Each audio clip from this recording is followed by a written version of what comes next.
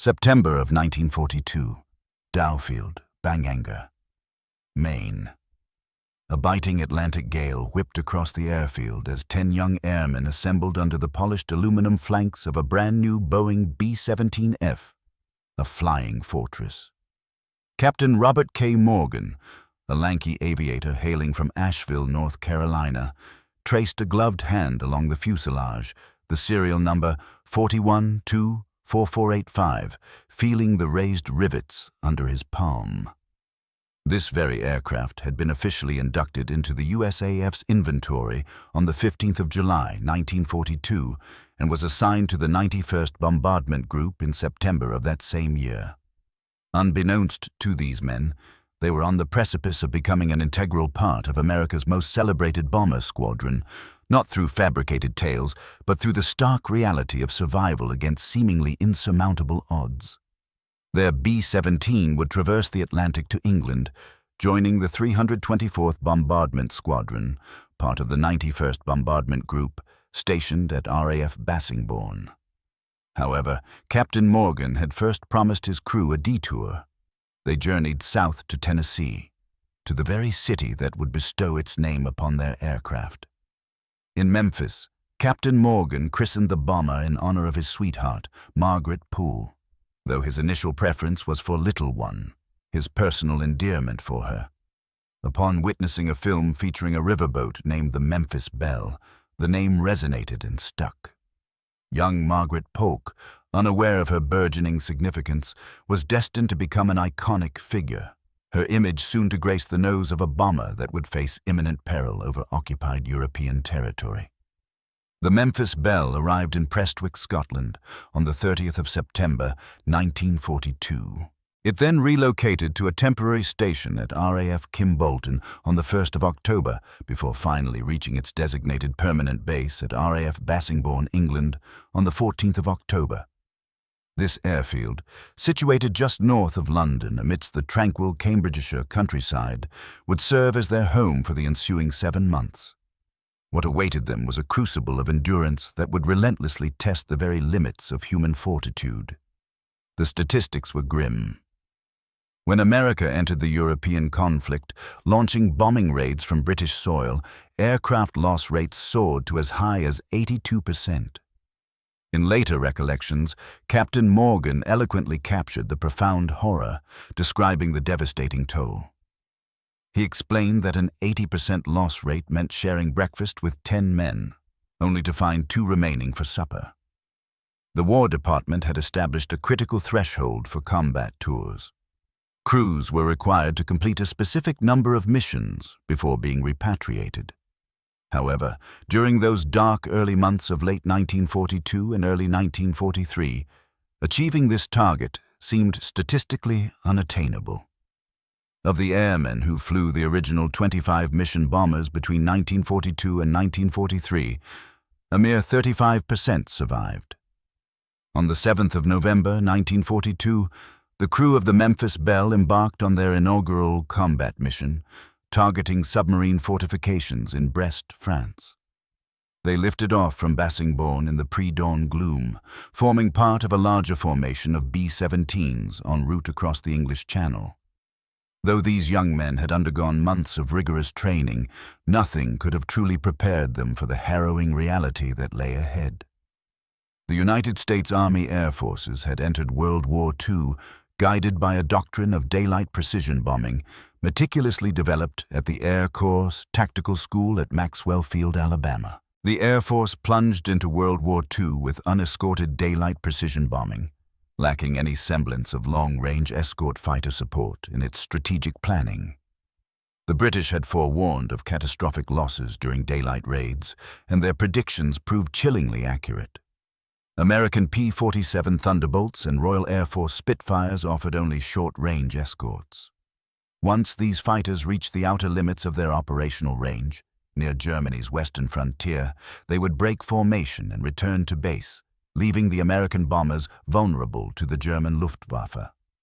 Just 2 days after their initial sortie, on the 9th of November, they flew to Saint-Nazaire, followed by another mission on the 17th of November. The American bomber groups were engaging formidable, heavily defended targets. These included the submarine pens at Saint-Nazaire and Brest, the docks and shipbuilding facilities at Wilhelmshaven, rail yards at Rouen, and aircraft manufacturing plants at Antwerp.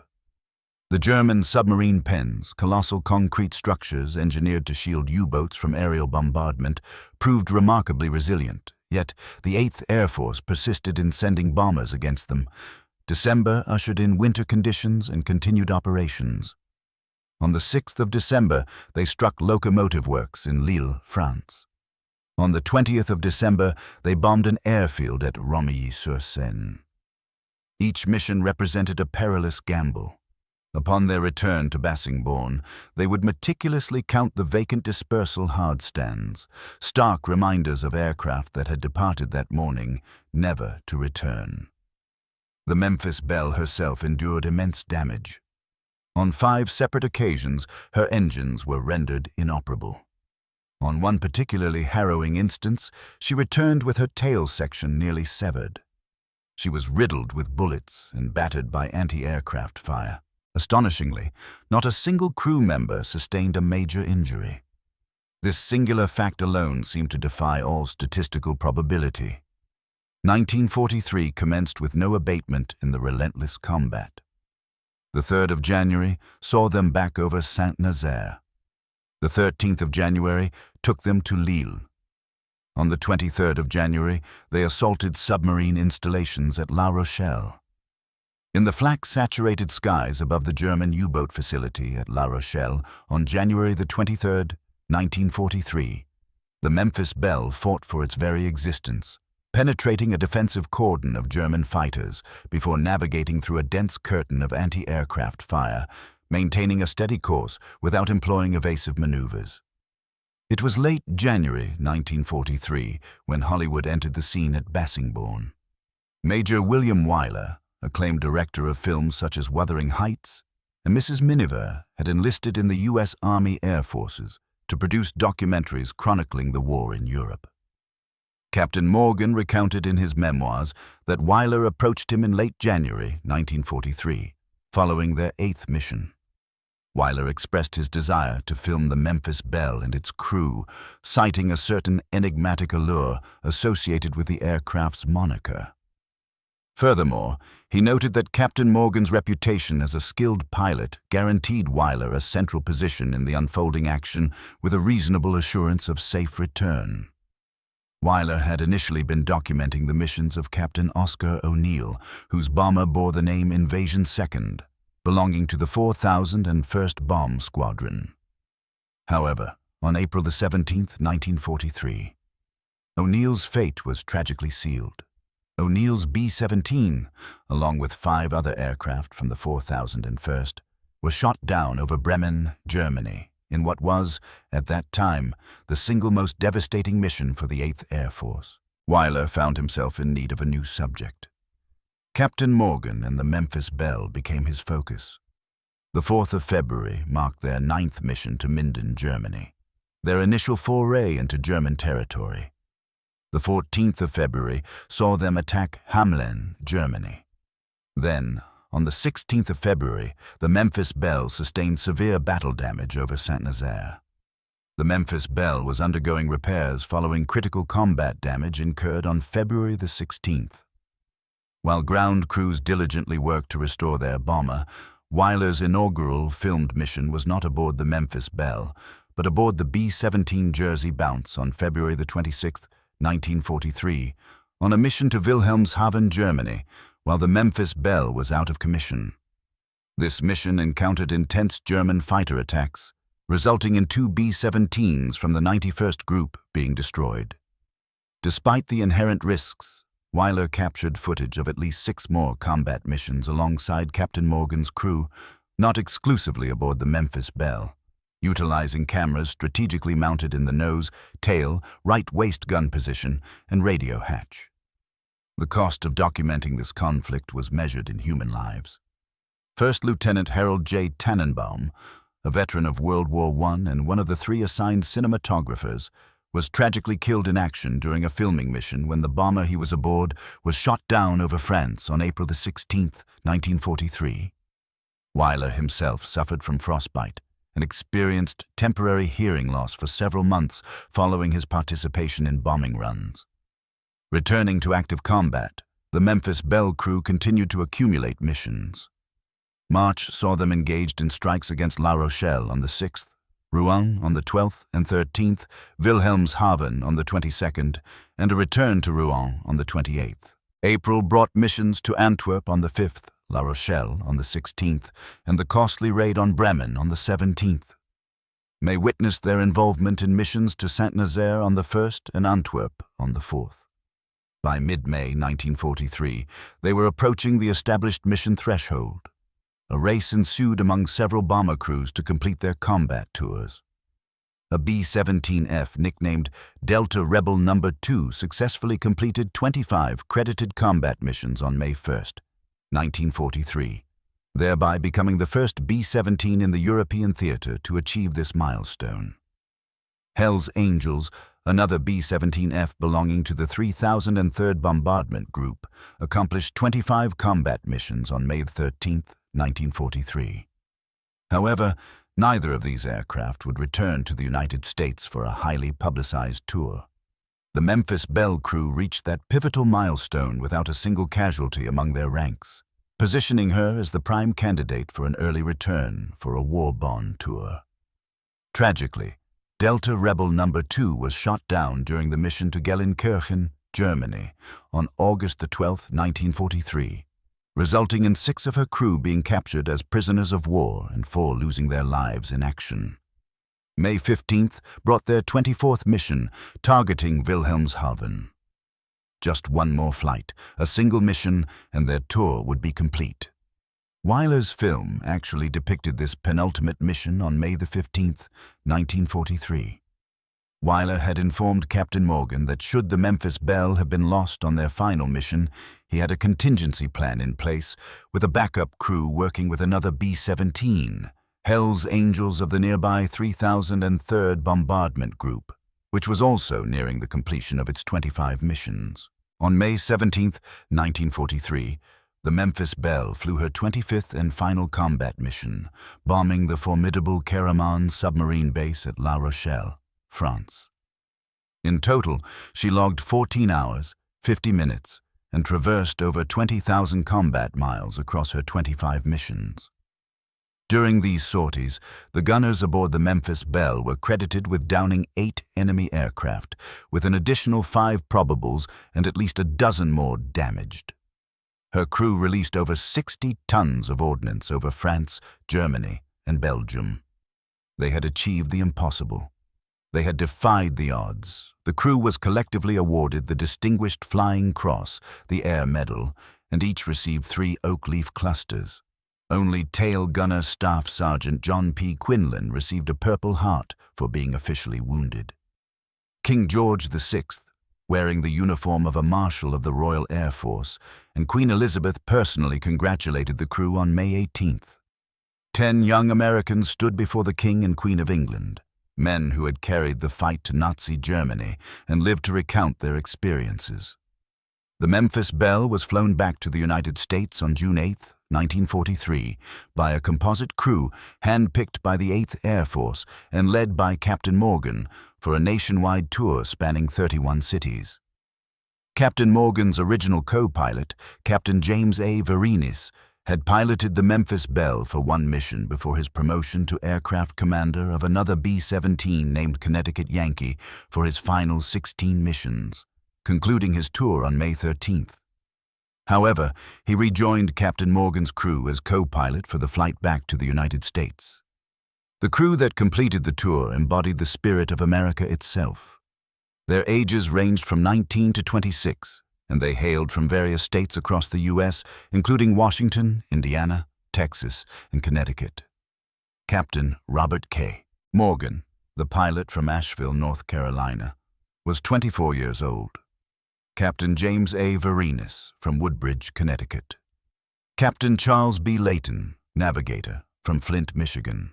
Captain Vincent B. Evans, bombardier, from Fort Worth, Texas. Technical Sergeant Robert J. Hanson, radio operator, from Walla Walla, Washington. Technical Sergeant Harold P. Loach, top turret gunner and engineer, from Green Bay, Wisconsin. Staff Sergeant Cecil H. Scott, ball turret gunner, from Arapahoe, North Carolina. Staff Sergeant John P. Quinlan, tail gunner, from Yonkers, New York. Staff Sergeant Casma A. Nastel, waist gunner, from Detroit, Michigan. Staff Sergeant Clarence E. Winchell, waist gunner, from Oak Park, Illinois. Notably absent was Staff Sergeant E. Scott Miller, the right waist gunner from Kingwood, West Virginia. Miller had flown 15 missions aboard the Belle, but missed the tour as he had not yet completed his 25 missions. While his crewmates were celebrated across America, Miller remained in England, continuing to fly combat missions until he completed his own tour. His significant contribution remained unrecognized for decades. Also accompanying them was Stuka. Stuka, a Scottish terrier purchased by co-pilot Jim Verinis from a London pet store, accompanied the crew and participated in the tour. Amidst a war of such immense scale and profound horror, the presence of this small canine provided a welcome touch of normalcy. The crew visited over 32 cities, where they were met with rapturous welcomes, including in Washington, Cleveland, Los Angeles, Wichita, and Mobile. Bond rallies were organized across the nation. However, the Memphis Belle crew offered something distinct from the allure of Hollywood stars. They were men who had repeatedly confronted mortality and emerged victorious. In Captain Morgan's hometown of Asheville, on the final evening, civic leaders hosted a celebratory reception at the City Hall Auditorium where each crew member addressed the gathering. Captain Morgan, in a reflective mood, reminisced about mountain moonshine and playfully vowed to transport it across the country after the war. His hometown audience responded with enthusiastic approval. These young men, barely beyond their adolescence, had become emblems of American bravery.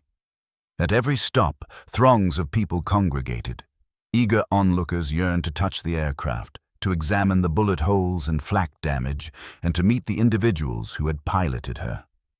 The tour served a triple purpose: to guide combat crews in training towards achieving peak operational efficiency, to allow production workers in factories to witness the tangible results of their labor, and to provide the American populace with a clear understanding of the war's essence. Yet the tour also illuminated underlying tensions beneath the surface of the heroic narrative. The tour proved to be a challenging period for Jim Verinis, marking the beginning of living perpetually in Bob Morgan's shadow, a situation he endured for the remainder of his life, as the press consistently referred to him solely as the Memphis Belle's co-pilot, despite the fact that he had commanded the Connecticut Yankee for 20 missions and surpassed Morgan in completing 25 missions. The narrative demanded a singular hero, and Morgan unequivocally filled that role. The intricate dynamics and nuances of crew relationships were inadvertently sacrificed for the sake of narrative simplicity. The relationship between Captain Morgan and Margaret Polk also began to fray, culminating in their separation during the latter stages of the tour. The youthful romance that had inspired the aircraft's name proved unable to withstand the immense pressures of fame and the profound transformations wrought by war in both individuals. Following a 3-month tour across America, the Memphis Belle's operational combat career concluded.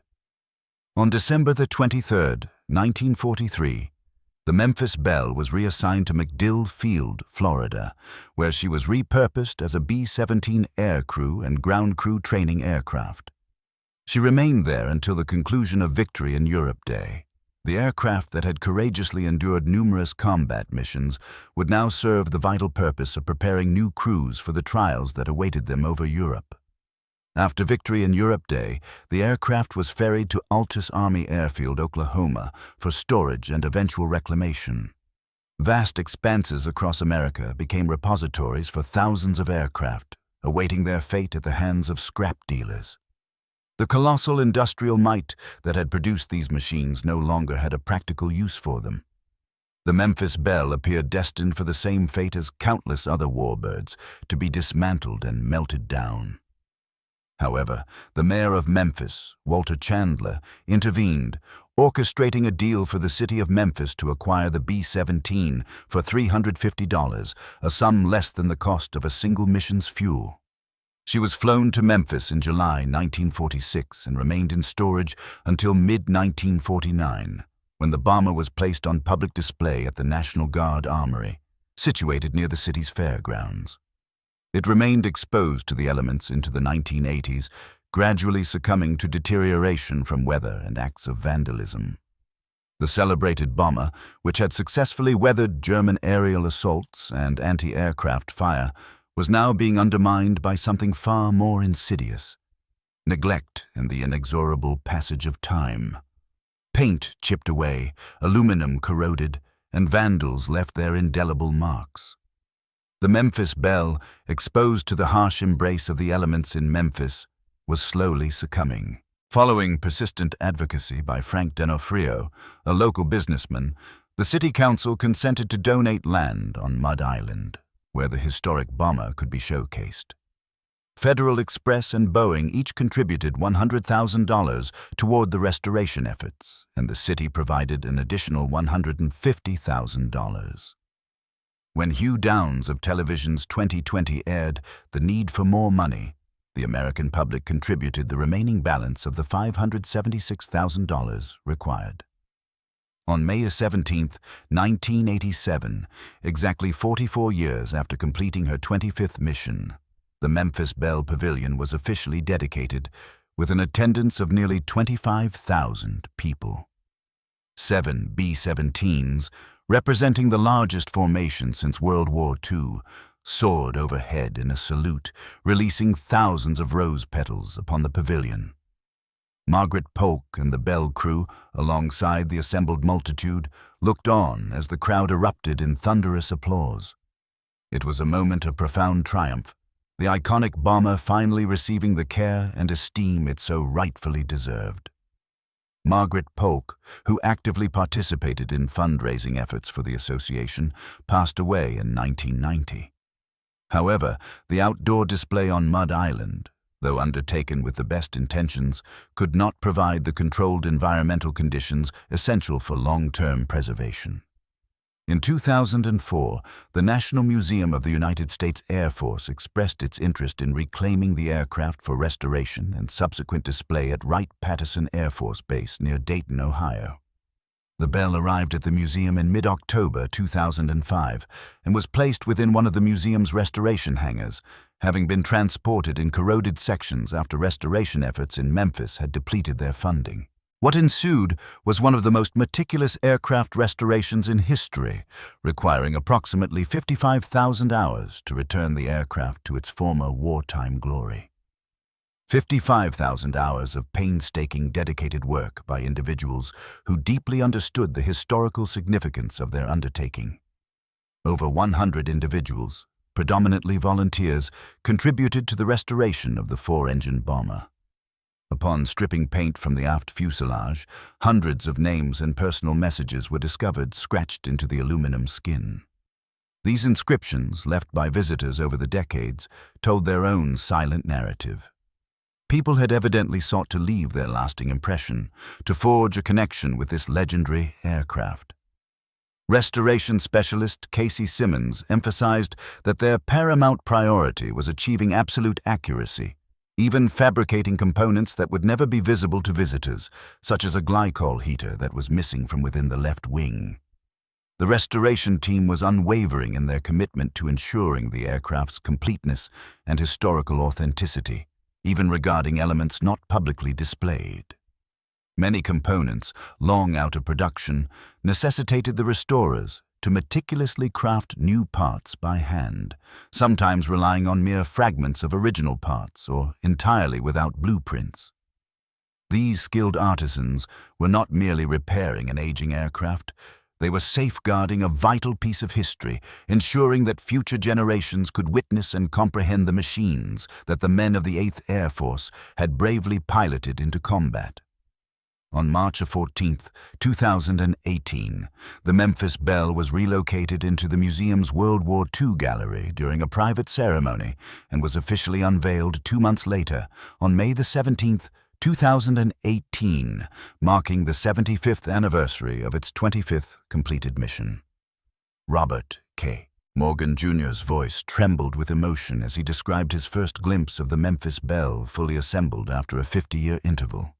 His father had piloted the legendary B-17F through 25 perilous bombing missions and dedicated the remainder of his life to ensuring the aircraft's preservation. Morgan Jr.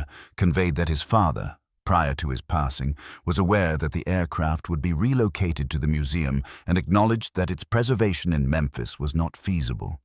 He expressed his profound satisfaction that it would be meticulously restored and displayed there. The documentary produced by William Wyler became an enduring element of the Memphis Belle's legacy. The 16mm color film utilized lacked synchronized sound, which was subsequently added in Hollywood. The original crew members, during their war bond tour, provided suitable commentary for each other while viewing the silent film in a studio setting, resulting in a production virtually indistinguishable from actual combat recordings. Over 15 hours of footage captured by Wyler and his cinematographers are housed in the National Archives. In 2016, documentary filmmaker Eric Nelson became aware that the 34 reels of raw footage were available in the National Archives. He spearheaded a team that meticulously repaired scratched and faded frames. And following this restoration process, he utilized the 90 hours of film to produce a new documentary entitled The Cold Blue. The crew members led fulfilling lives following the war, although they carried memories that indelibly set them apart. Robert K. Morgan was admitted to the hospital on April 22, 2004, with a broken vertebra in his neck, following a fall outside Asheville Regional Airport upon his return from an air show. He passed away at Mission Hospital on May 15, 2004, due to complications from his injuries, including pneumonia. James A. Verinis departed this life on March 3, 2003. Seal Scott concluded a 30-year career with Ford Motor Company, passing away in 1979. The remaining crew members transitioned back to their everyday civilian existences, embracing roles as fathers and grandfathers, securing regular employment, and establishing residences in suburban communities across America. However, the narrative of the Memphis Belle was never confined to a single crew or a solitary aircraft. In total, 350,000 airmen served with the 8th Air Force in England, and 26,000 of them perished, a casualty rate of 7.42%. When contrasted with other military branches, the United States Marines incurred a loss rate of 3.29%.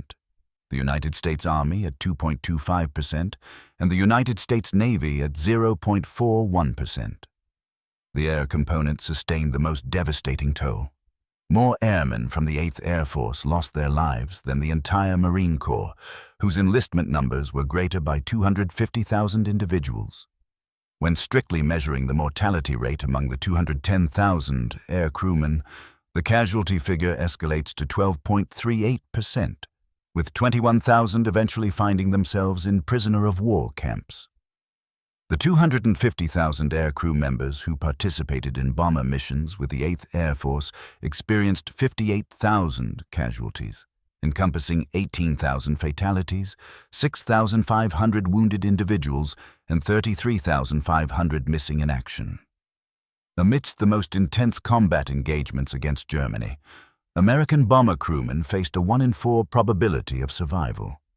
Contemplate that statistic, 1 in 4. If you were a bomber crewman in the early months of 1943, your chances of survival were comparable to a coin landing heads twice in succession.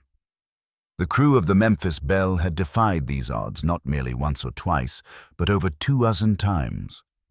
Certain missions resulted in catastrophic losses. The Pesty mission in August 1943 witnessed 30% casualties, and the Schweinfurt mission in October saw 28% losses. Following Schweinfurt, The B-17 bombers did not venture deep into Germany again until long-range P-51 fighter escorts became available. The strategy of unescorted daylight precision bombing had proven excessively perilous. The North American P-51 Mustang demonstrated its effectiveness after its evolution into the P-51B variant, achieved when its original American Allison engine was supplanted by the Packard supercharged iteration of the British Rolls-Royce Merlin engine in late 1942. With the initial P-51BC fighters entering service in England in December 1943, had the P-51 been deployed earlier, the lives of thousands of airmen might have been preserved. For the bomber offensive as a whole, the 8th Air Force lost 4,182 aircraft out of a total of 273,841 engaged in attacks, representing a rate of 1.5%. Nevertheless, even at a 1.5% loss rate, when crews were compelled to undertake numerous missions, the mathematical realities were grim. By 1945, the 8th Air Force was operating at considerably lower altitudes, with up to 60% of its bombs landing within 1,000 feet of the intended target, an improvement of nearly fourfold compared to the dire circumstances of 1943. The campaign evolved, improved, and ultimately achieved its objectives. However, this success came at an immense cost. Morgan recalled no effortless missions, no milk runs. Every sortie involved flying through flak so dense it appeared tangible. Each mission entailed waves of German fighter attacks. Every flight involved witnessing other bombers disintegrate, observing parachutes unfurl against the sky, counting them, and understanding that not everyone would emerge unscathed. At 25,000 feet, temperatures plunged to 40 to 50 degrees below zero Fahrenheit. Frostbite was a common affliction. The oxygen was scarce, necessitating masks that frequently malfunctioned. The aircraft lacked pressurization. Gunners stood exposed at open-waist windows, subjected to the gale force winds. The cacophony was deafening. The pressure was relentless. And through it all, the crew of the Memphis Belle persevered. Morgan identified the key to a successful B-17 mission as tight formations, so close that wingtips often nearly brushed in flight. This demanded absolute concentration and unwavering trust. A moment's lapse in attention could result in a mid-air collision. The crew chief also warrants commendation. Joe Giambrone of Humeville, Pennsylvania, oversaw the replacement of 9 engines, both wings, 2 tails, both main landing gears, and more to maintain the Belle in optimal condition. While the flight crew received accolades and publicity, ground crews like Giambrone were instrumental in ensuring the aircraft's continued operational status. They labored through English winters, often outdoors, performing remarkable feats of maintenance and repair. The survival of the Memphis Belle was partly attributable to luck, but equally to Morgan's skill as a pilot and the professionalism of his crew. They operated with seamless coordination, each individual proficient in their role and executing it flawlessly under conditions of extreme duress.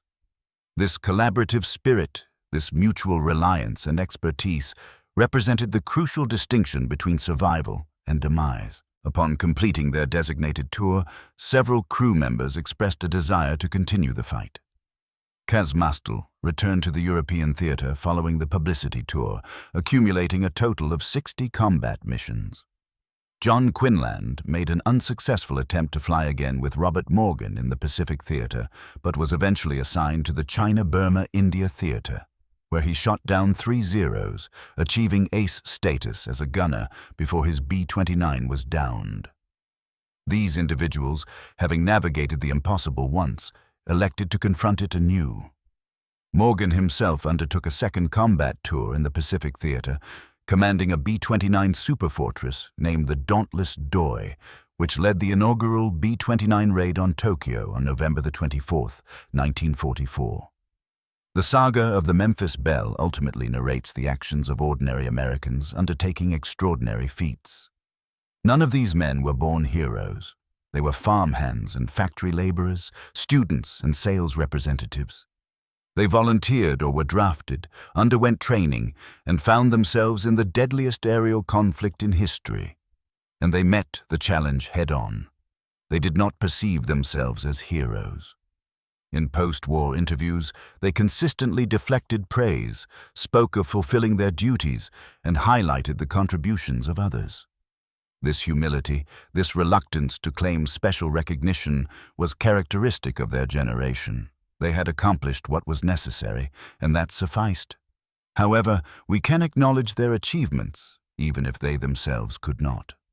They flew directly into the face of death over 24 times and returned. They contributed to demonstrating that daylight precision bombing was feasible, albeit requiring significant adjustments to the initial strategy. They inspired a nation that desperately needed encouragement during the grim period of early 1943. They became emblematic of American resolve and valor. Today, the Memphis Belle is displayed at the National Museum of the United States Air Force, meticulously restored. The aircraft embodies as much symbolic significance for the Air Force in its struggle over the war-torn skies of Europe as the raising of the American flag on Iwo Jima did for the Marine Corps, or the USS Arizona Battleship Memorial at Pearl Harbor represents for the Navy. The bomber rests with its bomb bay doors open, propellers attached, and nose art gleaming. Mission markers and fighter kill symbols adorn its fuselage. Every rivet, every panel, every instrument has been carefully refurbished. It appears as it did on that May day in 1943 when it completed its final mission from Laon. Yet, this is not a Hollywood rendition. This is not a sanitized, simplified account of valiant Americans effortlessly vanquishing wicked Germans. This is a narrative of young men, barely past their teenage years, who boarded aluminum aircraft every few days and flew directly into the most formidable air defenses ever assembled. Men who understood that statistically their survival was improbable. Men who proceeded regardless because the task demanded it. The true story of the Memphis Belle transcends the tale of a single crew overcoming improbable odds. It is about what that accomplishment signified to everyone else still engaged in the conflict. In late 1942 and early 1943, when bomber losses were catastrophic and survival seemed inconceivable, the Memphis Belle crew continued to fly and to survive.